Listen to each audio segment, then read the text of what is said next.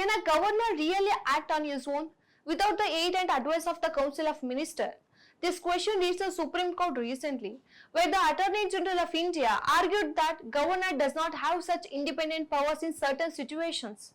Let's break it down why this debate is so crucial for our democracy. On August 19, 2025, Attorney General R. Venkata Ramani argued before a 5-judge constitutional bench headed by CJI B.R. Gavai. He said that governor's power to withhold assent to the state law is an independent power, not bounded by aid and advice of the Council of Ministers.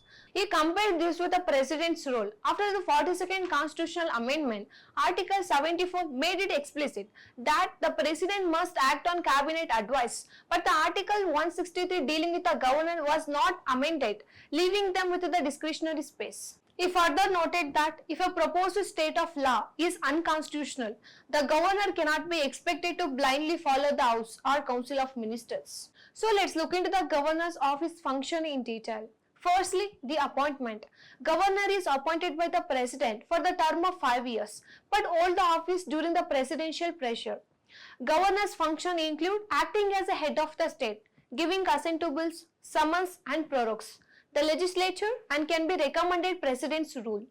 Condition of office are, he must not be a member of parliament or state legislature and can't hold the office of profit. He can enjoy immunity for official acts. Challenges to governor's functions include ambiguity in Article 163 leaves wide room for interpretation. Risk of governors acting as an agent of center instead of neutral constitutional edge. Frequent tussles with state government, especially in opposition ruled states. Judicial interpretation have been inconsistent, adding to the confusion. Overuse of discretionary powers may undermine federalism. As way forward, what needs to be done? Clear constitutional guidance to be implemented on when governor can act independently. Strengthen the principle that governor must remain apolitical and neutral. Establish judicial consistency through an authoritative SC ruling. Promote cooperative federalism rather than constant friction.